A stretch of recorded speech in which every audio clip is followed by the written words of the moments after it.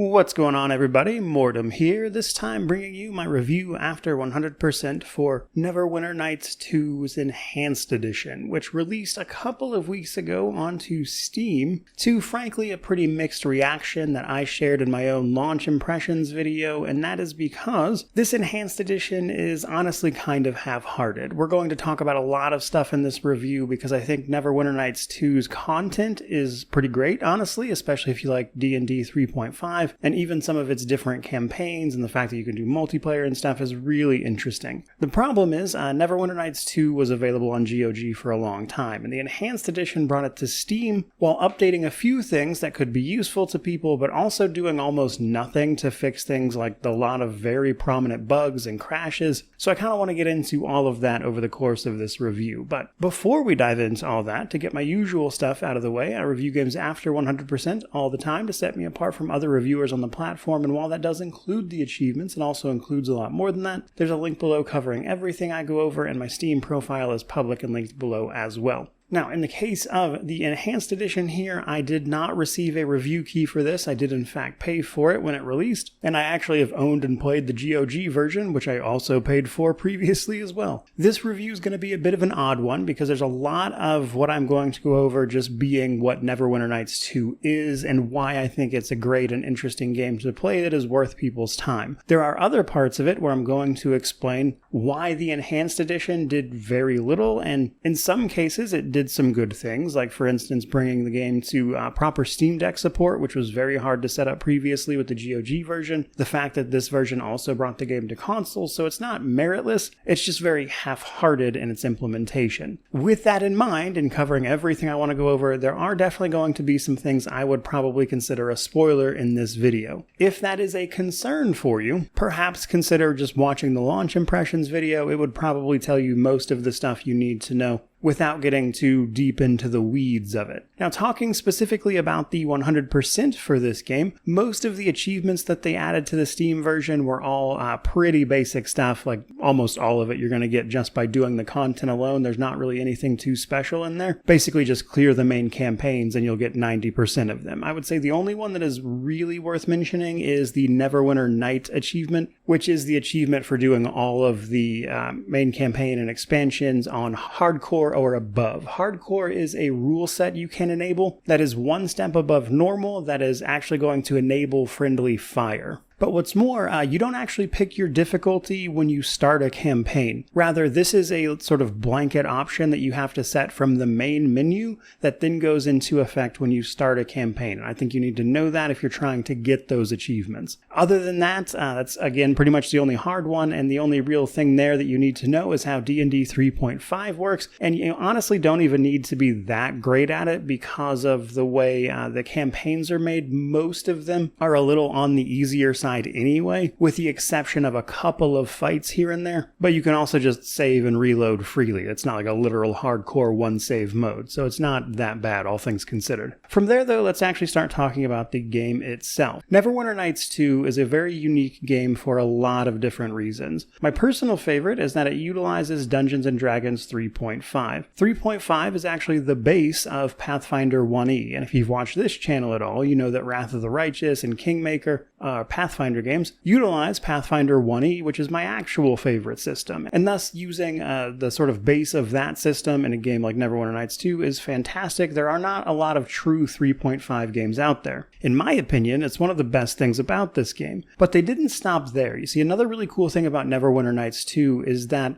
it's got a ton of options thanks to the expansions it got. They brought things like all the different races and classes you can play from 3.5 that you quite frankly just don't see in basically any other game. And that combined with the content we get into, I think is really what makes Neverwinter Nights 2 special, even if it is a difficult game to run at times, which we'll get into momentarily. Some other things to know about Neverwinter Nights 2, however, are the multiplayer aspect of it as well as the actual campaigns themselves. So This game has a big focus on multiplayer. Now, on the GOG version, a lot of that functionality was hit or miss. Like, there's some stuff you could install to get it working again here and there, but one of the issues and why this got an enhanced edition was to restore some of that functionality. That seems to have worked out pretty well. They've got multiplayer up and working. You can join like lobbies and stuff from the multiplayer main menu. But another aspect of the multiplayer thing is what are called persistent worlds. This was a really big deal with Neverwinter Nights, and Neverwinter Nights 2 saw some of it, but both the multiplayer here, as well as in Neverwinter Nights, is facilitated by a tool set that allows you to do things like build your own campaigns and stuff. So you can also do multiplayer for the actual primary campaigns, but you can also build and operate your own, and even beyond just those modules that you can make, you can also join like a proper online server known as a persistent world that you can play in. It's only been a couple weeks since launch, so the persistent worlds are still a bit of a work in progress. There's supposed to be a patch coming to address this soon, as apparently there was a mix-up with the launch that caused the persistent worlds to not actually show up, so you might actually still have to do some extra legwork to access those specifically. And you can also download modules and stuff and play them as was previously the case. Though in that regard, Neverwinter Nights 2's toolset was never as popular as the original games for a variety of different reasons, but it's something to know exists, and I think it's important to mention in a review like this at the very least. Then we have the actual campaigns. So beyond all that player-generated stuff, be it modules, persistent worlds, etc., there's actually about, 80 to 100 hours worth of just straight up regular content via the main campaign plus all of the game's expansions. Now, probably unsurprisingly, of all of those, the main campaign is the most basic, and it's probably the easiest because of the way it handles resting. The other campaigns tend to incorporate other mechanics that make them a little more interesting, like the Spirit Hunger and Mask of the Betrayer, or the big trading and overworld system in Storms of Zehir, and we'll get into all of that. But covering all of that necessitates that the layout of this review be a little bit different than some of my other previous work, so I can cover it all thoroughly. With that said, let's actually move on and get to just that. Kicking it off with the technical state of things. Now, I've already mentioned a little bit here that the technical state of Neverwinter Nights 2's Enhanced Edition leaves a lot to be desired. In fact, if I'm being very blunt, it's a little embarrassing to call something like this an Enhanced Edition and then not fix like any of the bugs almost at all. If they fixed a single bug that was in the original, I couldn't tell you what it is. One of the original's problems, or the complete edition over on GOG, is that it is notoriously not a game that runs super well. You're going to experience crashes, you're going to experience problems with cutscenes playing improperly, and in fact that actually seems to have been made a little worse in this version, because sometimes it loads stuff farther away than it would have normally, and sometimes that kicks off sequences before they should happen because you're not close enough. This can cause you to teleport. Even when that's not happening, it's very possible for your character specifically to get stuck running on terrain, like just stuck running in place basically. You have to switch to other characters before your character eventually just sort of breaks out of that. You're constantly going to get stuck on terrain just generally, even beyond just that. And all of that to say that this game has a myriad of technical problems that it is insane to me that they did not seem to do basically anything at all to fix. I think the game is fun in spite of those things, but you're going to get tired of dealing with some of them, I can pretty much guarantee it. And by far, one of the biggest things I'm going to ding this for is just not doing basically anything about any of that, which is just crazy to me. Moving on a little bit though, next up let's talk about difficulty. So difficulty is divided up into the general difficulty that you set the game to, and then kind of some individual campaigns. But the catch here is you can actually load in characters to a campaign that are much higher level than they are supposed to be, and I'll touch on that in a moment via character creation. But as I've already mentioned, in the main menu, if you go into options, that's where you're going to set the difficulty from. There is essentially easy, normal, hard, and very hard. Anything above normal enables things like friendly fire. It also is basically just a stricter adherence to the actual rules, which makes the game harder by default, as normal and easy in particular kind of skew things in your favor, including by just ignoring things like friendly fire that would normally come up, and that's kind of how they make the game more easy or difficult accordingly. Beyond that, a couple of the campaigns, like say Mask of the Betrayer, for instance, has a mechanic that is specifically designed to be something you have to juggle, and that one in particular is also a system that utilizes the game's epic levels, which means they go a lot bigger on the actual fights and mechanics you need to be aware of. So on one hand, I wouldn't consider Neverwinter Nights 2 a difficult game simply because of some of the features we're going to get into momentarily, like again loading in characters, the adjustable difficulty itself, but you can, if you choose to, make it a little harder than it might be by default.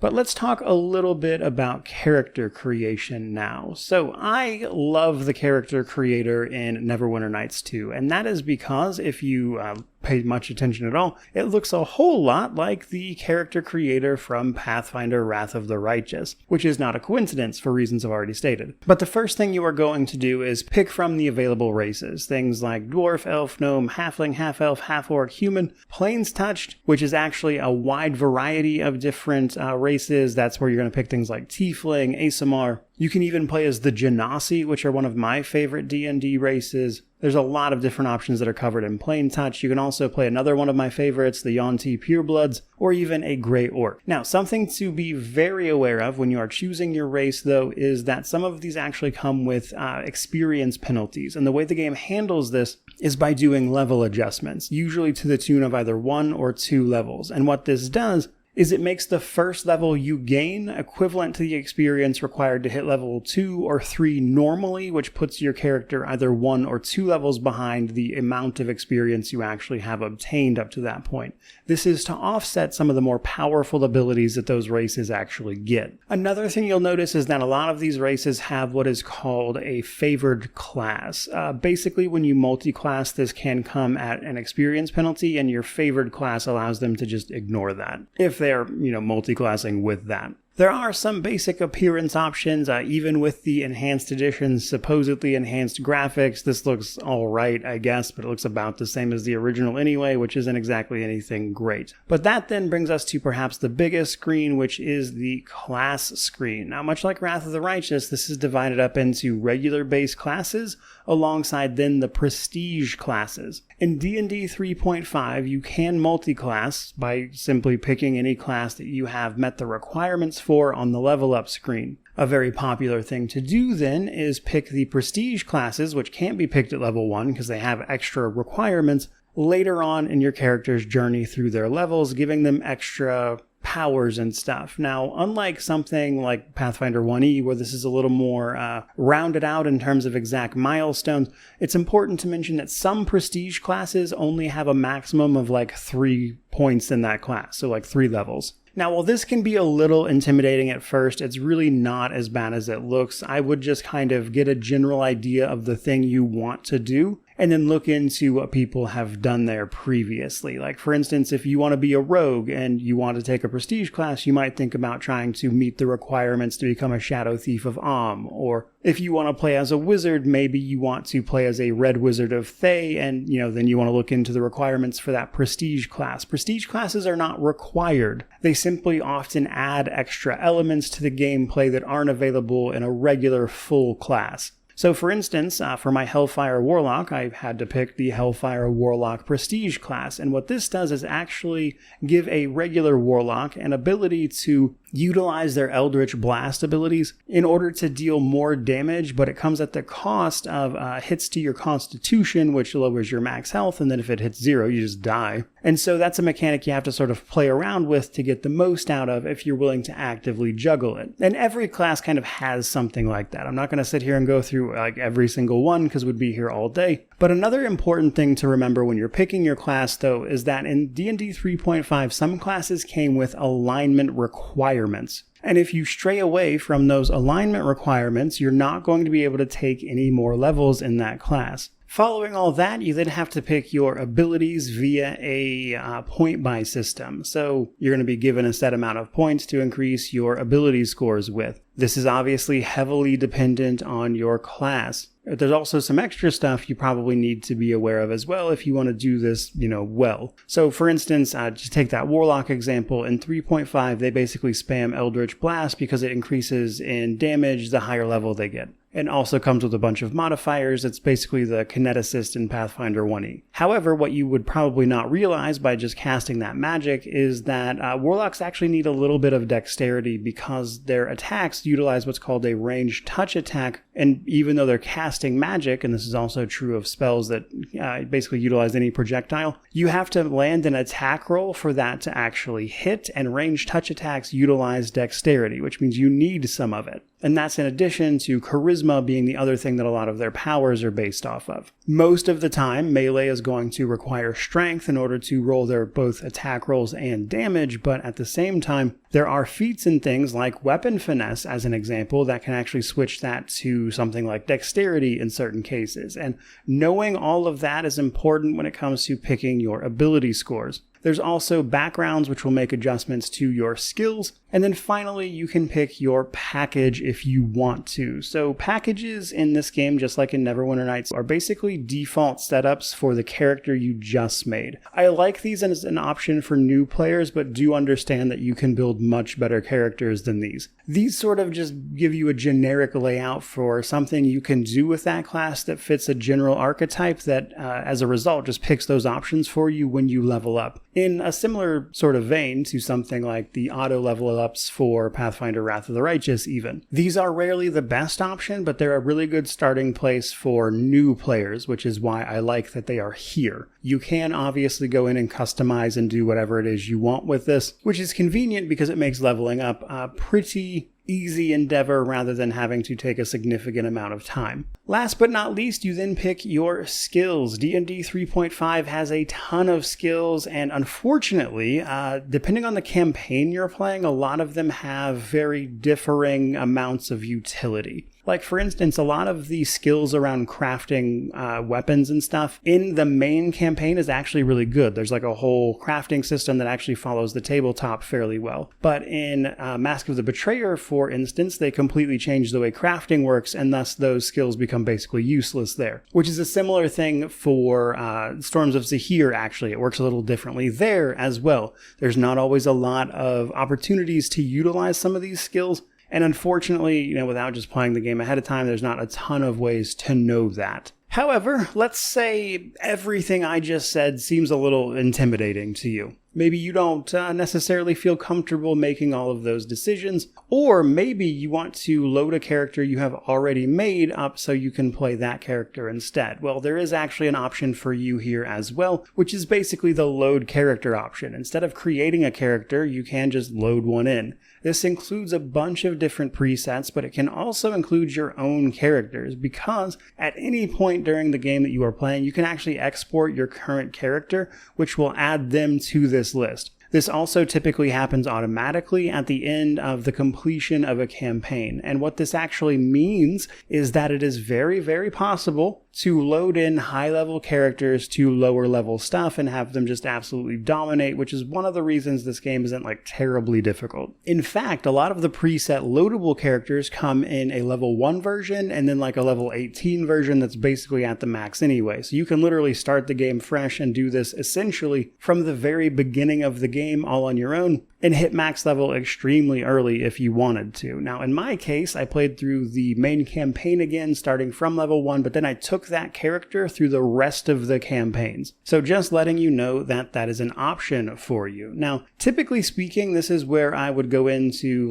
the story setup and my thoughts on it. But before we do that, in order to sort of facilitate the outline of this game being a little smoother, I want to talk progression, because progression for the most part remains the same across all of the different campaigns, which I want to separate into different entries. Progression in this game, just like in basically every RPG, comes down to increasing your level by gaining experience and then sort of upgrading your gear at the same time. Gear is pretty straightforward, but even there's a couple things to know. There's the typical stuff, every single class has varying levels of armor they're able to equip. Equipping armor on a spellcaster, even if they can use it, will oftentimes subject them to an arcane spell failure chance. Equipping armor also comes with its own armor penalty to just various things you can do in terms of checks and stuff, but that's not a huge deal in most cases for the person who can wear it to begin with. A lot of armor comes with a max dex bonus to AC, so you get by default your dexterity ability score bonus to your AC modifier, but this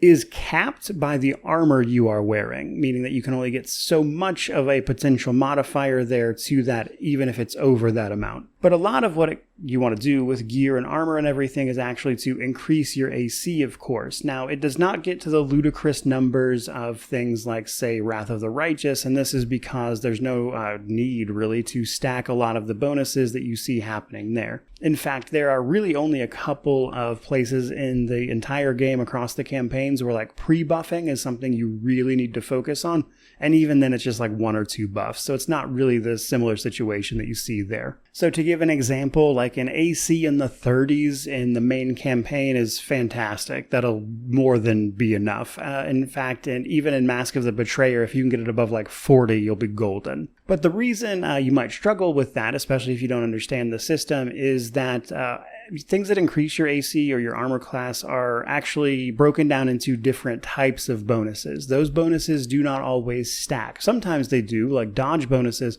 but actual, like, just straight up armor bonuses typically do not. And even here it's a little different. But understanding how all those bonuses work together and what you're getting out of them, and then, you know, what that individual piece of equipment is actually doing for you goes a huge way for progression across the entirety of the game. Even just using better weapons, which have, like, you know, a +1 to 5 enhancement bonus, is going to give you better attack rolls, as an example, which makes you more likely to hit in combat. The other part of progression, though, is kind of just straight up leveling up. Honestly, this isn't too bad here because the game tries to avoid getting people confused by giving you options like, recommend as an example, or those packages that I already mentioned. And the fact that, truth be told, 3.5 doesn't get quite as carried away with its feats as, say, Pathfinder 1E does, as an example. But there are still a lot of them. And unfortunately, this is just one of those things that, like, nothing shy of just practice and understanding what you need for what kind of playstyle you're trying to facilitate goes a long way. They do thankfully have, like, the feats and stuff broken down by, type. For instance, there's, like, all the skill bonus feats are in their own category, things like that. That makes it a little easier to navigate more generally. But this is probably the thing where, again, experience is going to go the longest way. Another aspect of this, though, is the multi-classing. If you're going to multi-class, you really need a plan, and, at the very least, what you could do is, say, jump into a higher level campaign like Mask of the Betrayer, where they start you out at, I think it's level 18 if you don't bring in a pre-made character. And then you could, via that system, actually just take the manual level ups yourself and kind of mess around and get a feel for the progression and the level ups and what you're trying to do for a character, and then see how that plays for a little bit, as an example of a way that you could experiment with this system without necessarily having to do, like, trial by fire in a campaign, as an example. But one of the cool things about Neverwinter Nights 1 and 2 is that they really do try to do a lot of the heavy lifting here for you and make use of, the computer you are actually using, which means I think it's actually a little more approachable just because of its presentation than something like Pathfinder 1E, which tends to just overwhelm people through sheer options.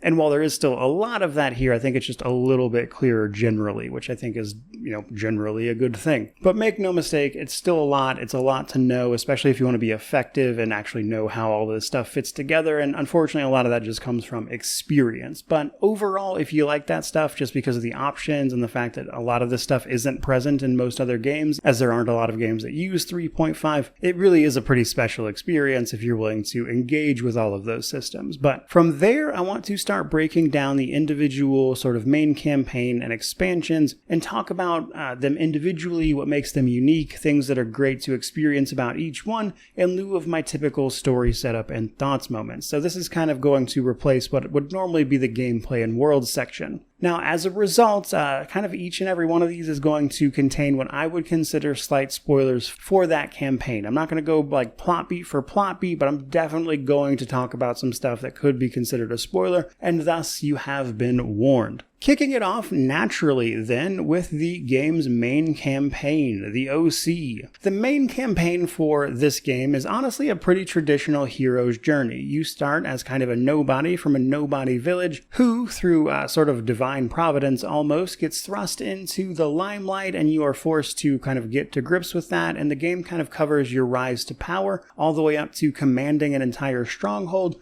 before battling the big bad guy, which has been building up unbeknownst to you you for your entire life, and unfortunately, they almost immediately drop the ball right afterwards, but we'll get into that in just a moment. So I like certain things about the original campaign in that it handles a lot of pretty cool lore in terms of the Forgotten Realms, that is to say the Sword Coast, specifically the area around Neverwinter, if you would believe it. Much of it revolving around the Githyanki, their legendary silver swords, a boogeyman of ages past known as the King of Shadows, but a little more simply, on a random day as you come of age, your village gets attacked, and what they are looking for appears to be a silver shard that your adoptive father, Dagon, has in fact been hiding, but he instructs you to go find. Once you've got it, he tells you that that is what the Githyanki who attacked were here for, and he sends you off to the city of Neverwinter to go investigate what it's all about, because he realizes there's kind of just no hiding from this anymore. And over the course of the game, you find out that these silver shards are in fact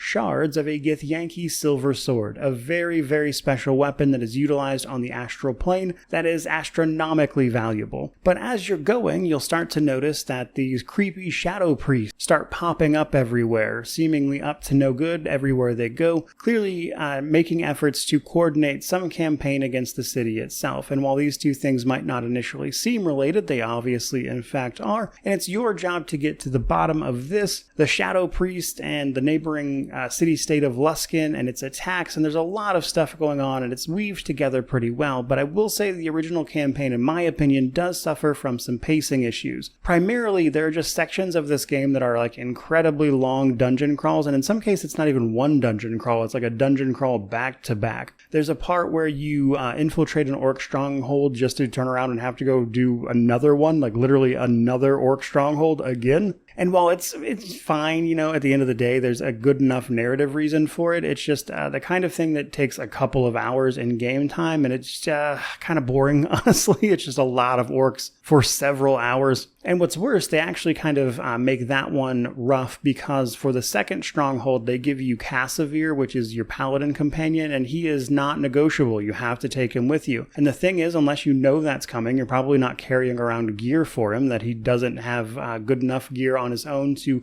be particularly effective at this point in the game, which is annoying. And there's just little stuff like that peppered throughout the main campaign that kind of gets old pretty quick. There are still, nonetheless, some really cool things about it. One of my favorite things is actually kind of the trial these days. So there comes a point where you are blamed for a murder of an entire village that obviously you couldn't have done given the context of the events that are leading up to it, and so you have to jump through a bunch of hoops to go through this trial, and it can actually play out a whole bunch of different ways. Now, because of what it is, there is a default in case you fail so the game doesn't end. But if you truly engage with that little scenario, it's actually really fun to go around, gather evidence, see the ins and outs of the various ways you could win this trial, how that can go for you. And while the outcome is pretty much always the same, especially because, you know, things like the age of the game and the design philosophies back then, it's still a fun experience, and I think that's really cool. And then another kind of similar thing, I mean, not in context, but that is to say a cool but relatively simple mechanic is actually the strongholds. You don't see proper strongholds in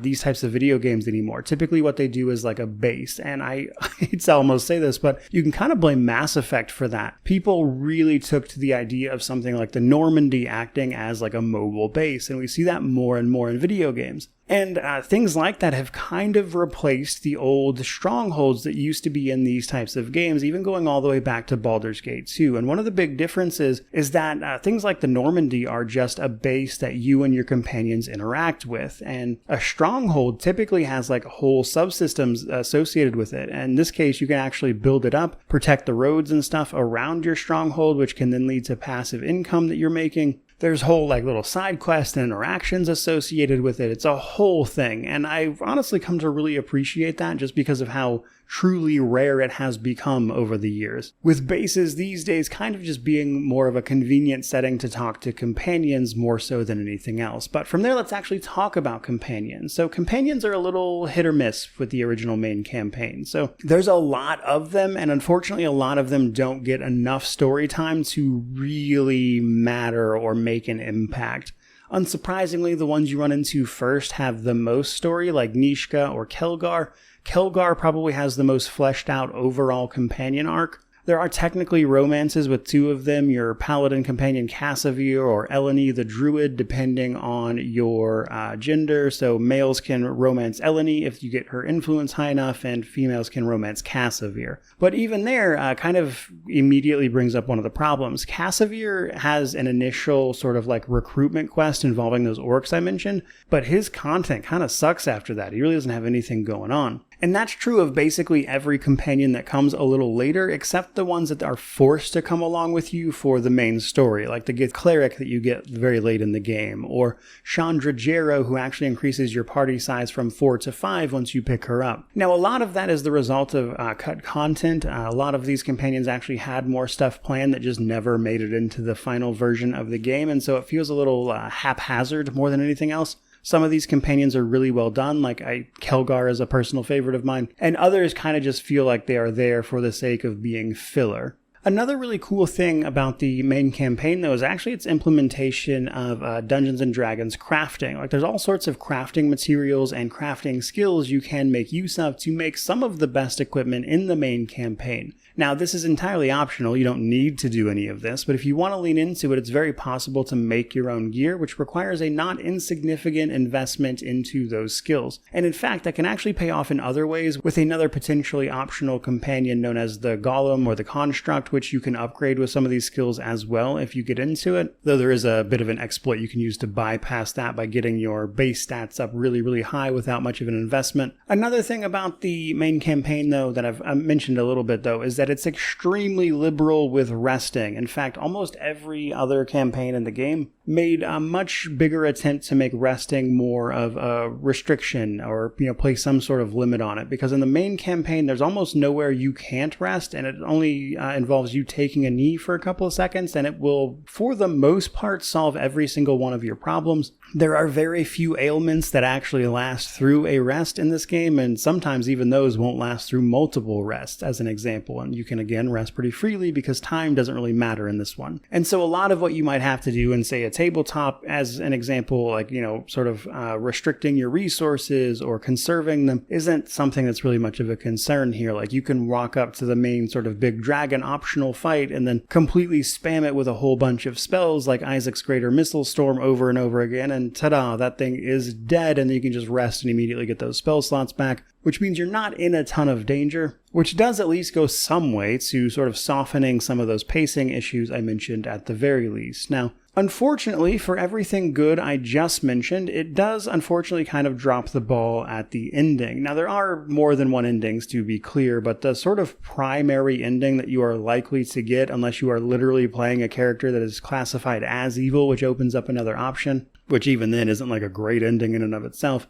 But the primary ending most people are going to get is, I kid you not, rocks fall and everybody dies. That is not like an exaggeration on my part. They literally took that sort of cliche stereotype and just made it the ending. It's actually incredibly annoying, and Mask of the Betrayer, the first expansion and the direct expansion to the main story here, goes a long way towards rectifying that, and you find out what happens to your companions and stuff via that. But the ending to the main campaign is really, really disappointing stuff. But speaking of Mask of the Betrayer, let's move on a little bit, and next up, let's talk about exactly that, Mask of the Betrayer. So it's important to mention straight away that Mask is, in fact, a direct continuation of the main campaign, in the sense that it picks up with the same character and carries on a bit of that story, and you can even learn about what happened to the companions, as I mentioned. So when you start up this campaign, if you choose not to literally export your character who just finished the main campaign, what you can do instead is just pick any character, and it will bring them up to, I think it's level 18,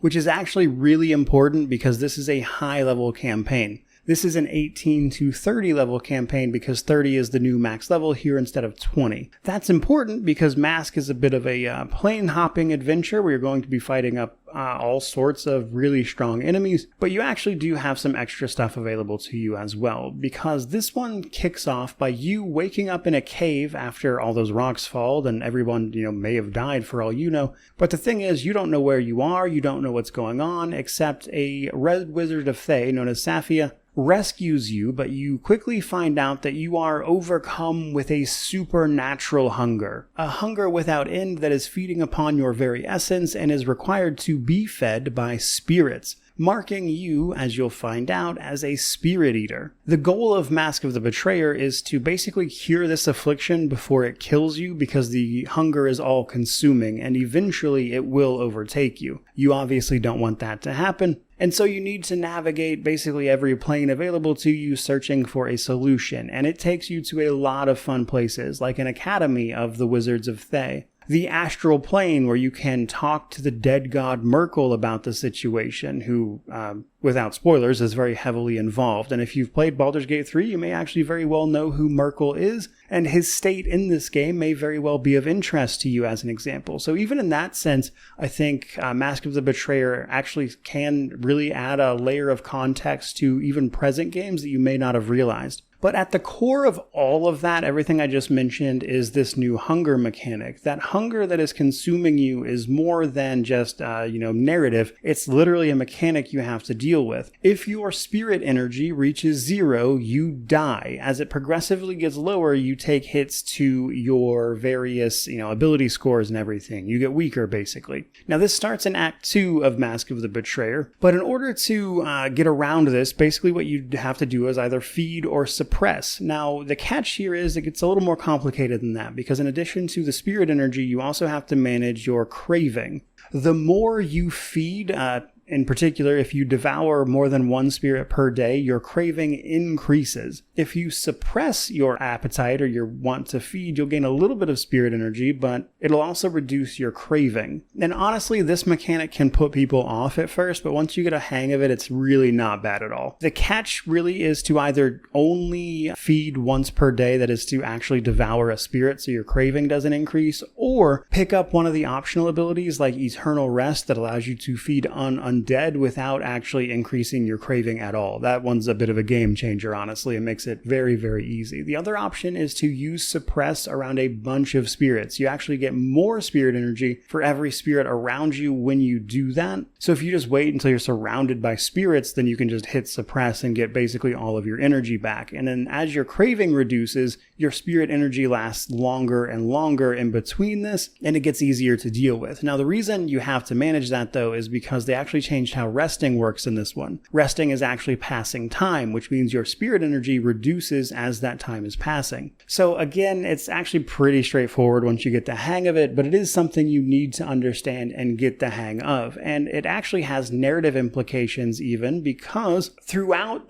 Mask of the Betrayer, you're going to have the opportunity to either feed on or, not do that to various entities. This is going to affect the ending. There's also some hidden stuff you'll have to find in order to get the items you need for the best ending for this. And in total, there's like 4 primary endings based on your actions. And then there's a whole bunch of variations with that in terms of how you deal with individual companions throughout this DLC. Companions are another interesting thing about this one. So you get, for the most part, an entirely new roster. You will actually run into one of them much later, towards the end of this particular one, that can actually tell you about what happened to all of your other companions from the original campaign as well. So you will get some answers there, but for the most part, it's an entirely new roster, and including some optional ones. Like, for instance, whether or not you choose to devour the spirit of one of the early bosses, known as, I think it's Aku, it will determine whether or not you can have Aku as a companion, or a spirit called One of Many that you may come across in a place called the Death God's Vault. One of Many is a bunch of spirits, obviously, condensed into one form, and it can have a whole bunch of unique interactions,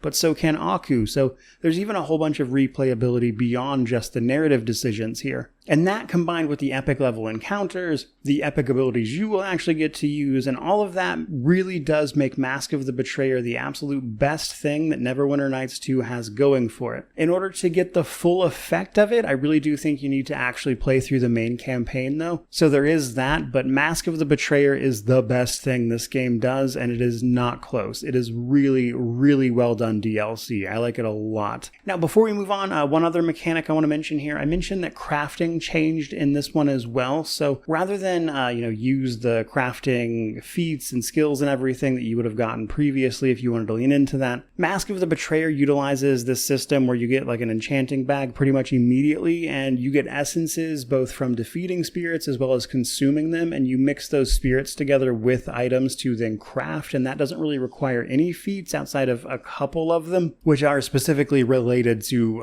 eating spirits and stuff. So very different crafting system that functions in a way that actually kind of makes some of the stuff from the OC become a little more useless, which is unfortunate, but that is just kind of the way that goes with a lot of skills very generally. From there, let's finally talk about probably the most unique of all these campaigns, which is actually the Storms of Zehir. Storms of Zehir is very, very different from the rest of them, because rather than have like a set character or a set party, rather you are in fact using kind of more generic people that you make. So you have your sort of main avatar, which can be a character you've made up to that point. If you want, you can just import them. But for the most part, Storms of Zehir is a relatively low-level adventure. I think it caps out at like level 16 in the final fight, technically. Though you can go a little higher than that to make your life easier, and you might want to, because the final fight of Storms of Zehir is, in my opinion, the most difficult fight in this game. Which is odd, because Mask of the Betrayer has much higher level fights than this, and for whatever reason, none of those gave me nearly as much trouble as that one did.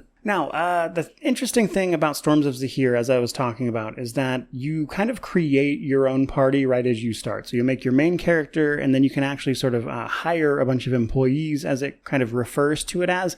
And then beyond just those characters that you'll make, 4 of them in total to start, you can also pick up more along the way, both inns and your headquarters. Once you get to it, will actually have, again, the option to just make these people to replace them. And that's important because not only is resting still kind of the same in that it is passing time like it did in Mask of the Betrayer, they also changed how the death mechanics work here. So typically up to this point in both the OC and Mask, if a character dies, as long as they don't take, on the hardcore rules or higher, mind you, half of their total hit points and damage once they've hit the floor, then they will not die, which means that even though the hardcore rule says that your player characters can die, that's just not a thing that happens in the main campaign or Mask of the Betrayer. That is not the case in Storms of Zehir. Enemies will actually actively attack characters that are down, they will continue to bleed out while they are down, and they can permanently die. And unlike in the other two, they will not get back up after combat ends, even if they actually go into a downed state. Rather, you have to physically revive them yourself with the typical mechanics like resurrection, taking them to a priest, etc. So they've changed a lot there just straight away. This means that companions, or cohorts as it calls them, tend to be a little lighter in terms of content. There's something like, I think, 12 of them overall, but they have minimal story. And you can literally just replace them with generic NPCs if you would prefer. But pretty much immediately at the start of Storms of Zehir, you get shipwrecked, and it's very clear, obviously, that something is shady about this, the fact that the ship just kind of immediately fell apart like that. And you kind of get roped into helping this woman with her merchant trading company by becoming an employee, which is kind of going to get you situated in the area to the south of Cholt, a very jungle-oriented area. Samarak, I think it's called, where you find yourself, is a very untrusting place that is constantly on the vigilant lookout for the Yuan-Ti, or the snake people. So there being a nefarious plot that saw you shipwrecked isn't entirely the most unusual thing to happen here, but it is a problem for you specifically. But both of these things introduce kind of the big mechanics of this particular campaign, which are the new overland map and the new trading system. So the overland map is pretty straightforward. Rather than sort of fast travel to location like you do in all of the other campaigns, when you do that in Storms of Zehir, you are rather taken to an overland map that you then have to traverse. Now, the catch about this is that you can only have one of your party active on the overland map, and it really does kind of need to be a rogue. You really want things like spot and hide skills to be really high here, so you can actually find locations and hide from the kind of nonsense amount of random encounters that can pop up that you would have to deal with otherwise. A rogue can keep you from having to deal with most of those. Another thing that you'll probably notice on the overland map, though, is that a lot of cities become available to trade with, and this means trading very specific trade goods that have various prices in a new resource called trade bars, which you can turn into money if you want to by just handing them into your merchant representative. Now in Act 2 of this campaign, you can actually start setting up like merchant caravans and things to travel and facilitate trade between your headquarters and all of these various cities along the Storm Coast once you head back to the area around Neverwinter. This is honestly a pretty simple system. It's very easy to get on top of it very, very quickly, and you will then have an enormous amount of resources, and you can spend that enormous amount of resources on upgrading everything that I just talked about. You'll get a bunch of passive upgrades to your outposts, which can lead to different rewards. You can upgrade your main headquarters, which is actually at Crossroad Keep, which is the stronghold from the original campaign.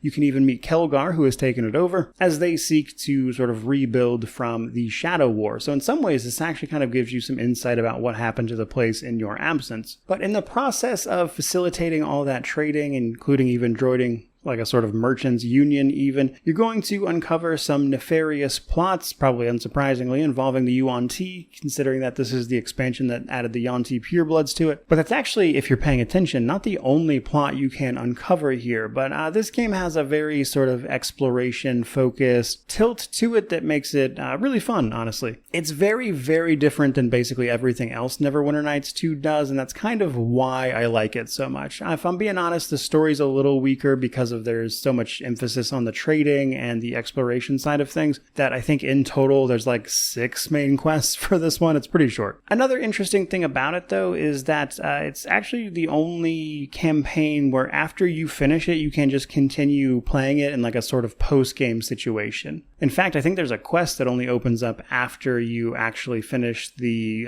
sort of main quest for this one as well. And this is because how you end the Storms of Zehir is actually by opening the menu and clicking on retire. This will give you a different ending based on the things you had done up to that point. And obviously, you'll get the most detailed layout of it if you actually choose to do everything. And probably the funniest thing about this is that this entire thing is narrated by none other than Valo. Overall, though, very unique campaign, and if a little on the short side. But speaking of short side, by far the shortest of all of these is actually Mysteries of Westgate. Notable because Mysteries of Westgate was actually made by different people, Ossian Studios, than Obsidian, who did most of the rest of the game when it initially released, Aspire handling the Enhanced Edition. This means that Mystery of Westgate is a bit odd in the sense that it's like a level 8 to 12 adventure, and it's like probably going to run you under 5 hours. Basically, the plot of it is that whatever character you decide to play picked up a sort of cursed mask that will not leave your possession now, and it is causing you to have very odd nightmares that are causing you no small amount of distress and slowly draining your life away. You would obviously like that to stop, and you have tracked the source of them to a town called Westgate, where you're hoping to find some organization called the Night Masks. Now, how you go about this is going to come down to basically what faction in the town to support, either the Church of Lathander or the Ebon Claws. So while they mostly have just different sides of the same quest, there's a little bit of replayability in that sense, with the rest of it revolving around just a couple of companions you pick up and what is at the heart of this conspiracy around the mask you found. It's a decent adventure overall. I don't love it, to be honest with you. It's fun and short, though. It's the kind of thing that, you know, if you have an afternoon to kill, maybe you want to check out. But understand it's just, again, very different than the rest of it. Now, as we have finally talked about all of the campaigns and some of the unique elements of each one, we can finally move on to talking about combat, which you will have surely seen in the footage up to this point. So, combat in a game like this is an odd beast, because as I've mentioned multiple times, it is based on D&D 3.5, and the thing about that is that you're going to have a vastly different combat experience based on what class you are playing, and so while I'm going to go over some basics, don't expect this to be comprehensive. For starters, as you've almost certainly noticed, the game itself is real-time with pause. You can, via any character you have, queue up a variety of actions to deal with, but probably one of the first things to know is that the party or companion AI here is not good. So if you struggle in combat, at least probably no small part of it is going to be trying to handle things like pathing on your companions. So something they'll do a lot, as an example, is run past multiple enemies, triggering all sorts of attacks of opportunity as they try to reposition themselves when they didn't need to do that at all, rather than currently engage the characters that they have engaged in melee. So because of that, if you're not sort of micromanaging your party, sometimes they will take an exorbitant amount more damage than they really needed to, because the AI is constantly just trying to do whatever. You can, technically speaking, adjust the behavior and AI of each of these companions individually, in addition to utilizing what is called broadcast commands, which will kind of tell them to, like, say, hold position or follow you, that kind of thing. Except none of that works super well. Sometimes they'll just straight up ignore the orders. Sometimes they'll just randomly decide not to do anything at all. And it's honestly just a really bad time. The AI for all of these guys could have used a lot of work, and as is the case with many of these things in the Enhanced Edition, it's just not something they chose to do basically anything about, which is a real bummer. Now, since I've made some comparisons to Pathfinder Wrath of the Righteous throughout this, you may very well be wondering how much pre-buffing is required. That's a pretty big thing there. Honestly, in this game, not very much, just because of the way like the rules are handled and the actual enemies you wind up fighting. Like, there's a little bit of pre-buffing that you should probably do, like getting a, say, wizard that can cast things like a persistent haste spell to give you just like a permanent haste buff, which actually physically increases your movement as you run around, which is normally kind of slow, can be super useful, but is not really required. In fact, until you get to like the later parts of Mask of the Betrayer, you really don't need to worry about pre-buffing much of anything if you know what you're doing. And you have like your companions geared out and everything, because you can actually pretty easily get to an AC where you can comfortably tank just like nonsense amounts of damage, and that's without pre-buffs at all. But if you know what you are doing and you know how things stack, just like in Pathfinder Wrath of the Righteous, you can make effective use of pre-buffing to the point where you'll probably just slaughter enemies because you are so overwhelmingly above them at that point, because again, it's just not necessary, even on the hardcore rules. But very, very generally here, just a couple of quick notes. In the early game, because of the way the system works, melee kind of dominates. Anything that casts spells is typically very weak in the beginning, but by the late game, they tend to dominate everything.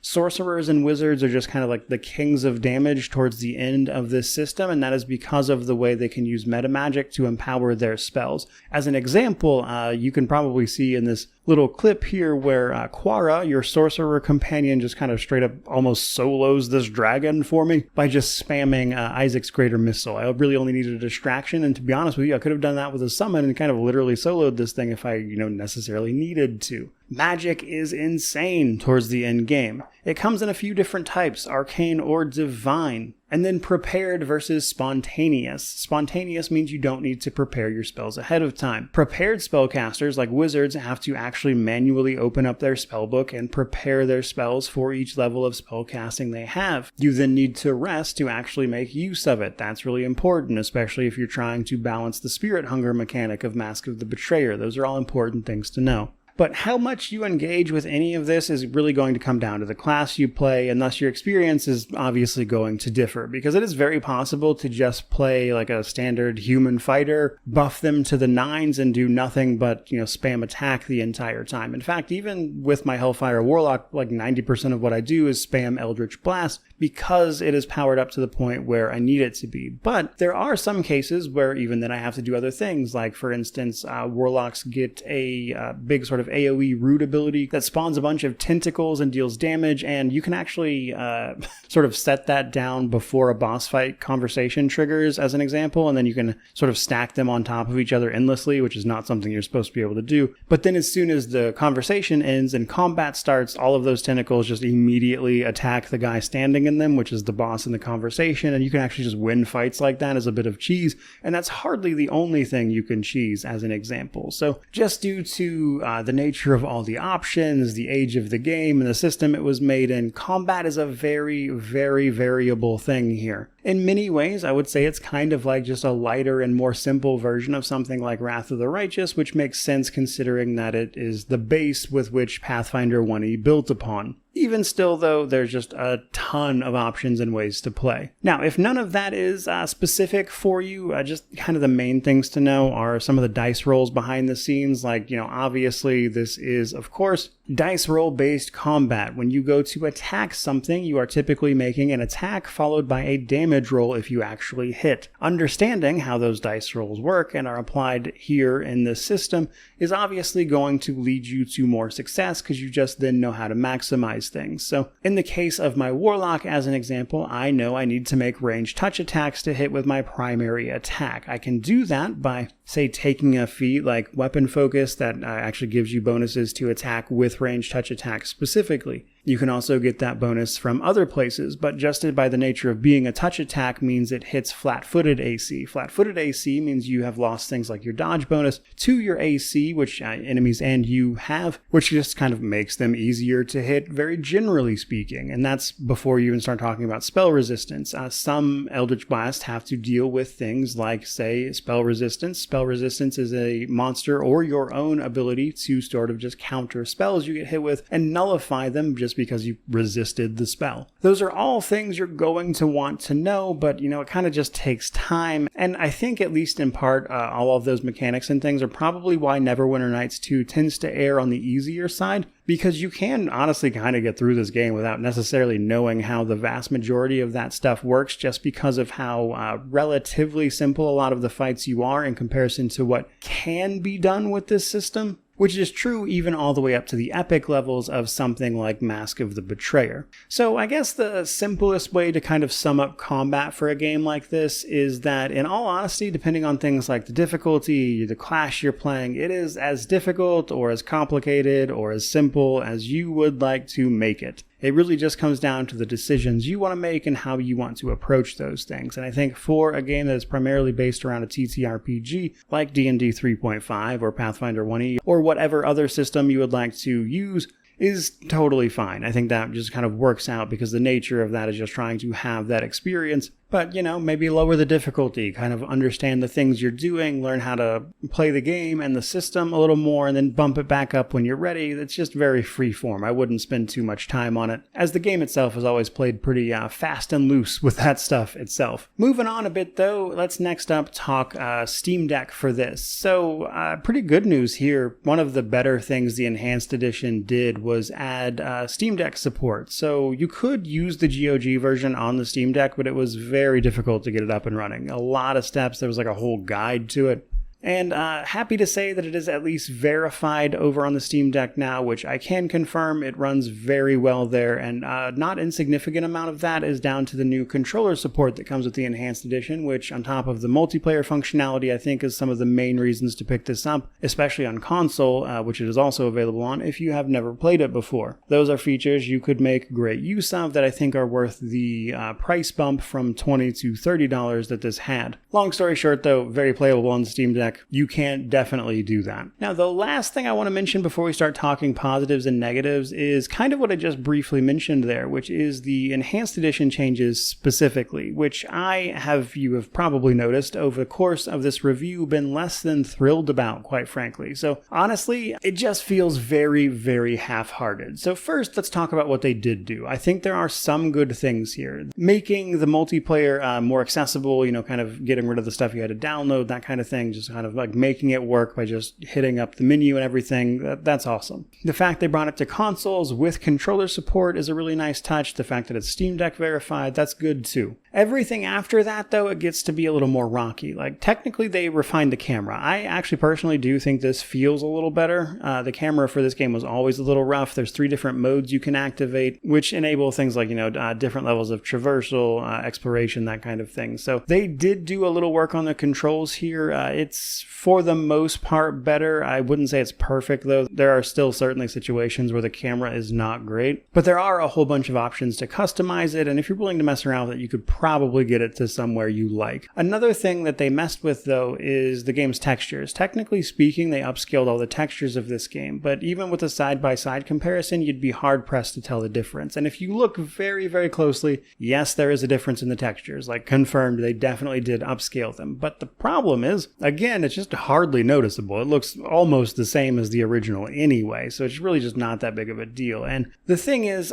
they also brought like proper 4K monitor support. Obviously, that wasn't a thing back when this game released, but even then they didn't add like a proper UI scaling for it. It will all fit on the screen, which wasn't sometimes always the case with the original, but there's no option to like scale individual elements of it, which means a lot of it, especially on a 4K monitor, can still be really, really small as an example, and that seems like a bit of a weird miss to me. And then that's not even touching the fact that there is just an insane number of bugs and crashes, most of which is from just the original version. They clearly just didn't make any effort or attempt to fix any of that stuff. And honestly, all of that together, that's pretty frustrating to me for a variety of reasons, but mostly because Neverwinter Nights 2 is a great game with some great content that is worth experiencing, and yet this enhanced edition does not feel very enhanced, frankly. And while there's a few good features here, I just don't know if it's really worth the justification of the price increase unless you're on like console or you've just never played it before to begin with, you know? But that brings us to positives and negatives, and then I will wrap this thing up. So on the positive sides, obviously just the actual content of all of the various campaigns. A lot of that stuff is really good. It's a little older, to be sure. Things like the OC, I think the original campaign specifically is probably a little more aged than the rest of it, probably unsurprisingly. But even that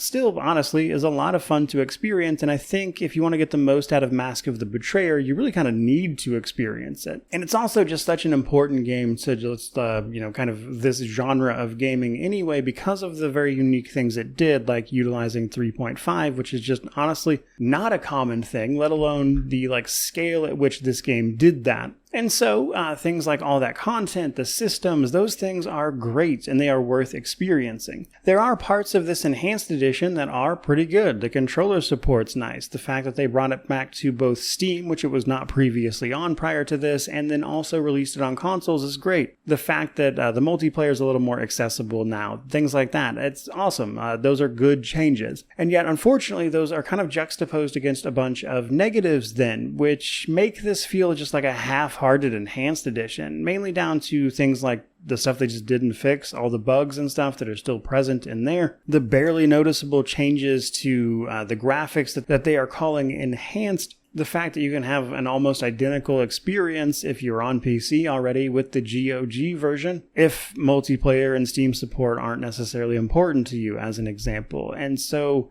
I guess overall the biggest negative for me is just that this could have been more. They could have done more with this enhanced edition if they had really leaned into it. And I think the fact that they didn't is obviously the reason you have all of these mixed reviews over on Steam, as an example. And that kind of brings me to my conclusion. Unfortunately, as much as I would love to enthusiastically recommend this because I think the actual content of it is so worth exploring, the reality is that this enhanced edition release is honestly really disappointing because of the fact that it kind of just misses the mark on so much stuff, or it fails to do anything about significant problems while simultaneously charging you more for features that aren't even going to be relevant to everybody who wants to play it anyway, which means when it comes to recommending it, it really does just depend. On one hand, the content is awesome. Unfortunately, you're going to have to deal with all the bugs and things that have always been there. None of that seems to have been addressed in any significant fashion. Again, if they did anything there, I couldn't tell you what it is. And so you kind of just have to decide if you want to pay $10 more for effectively controller support, the multiplayer, or the fact that it's on consoles now.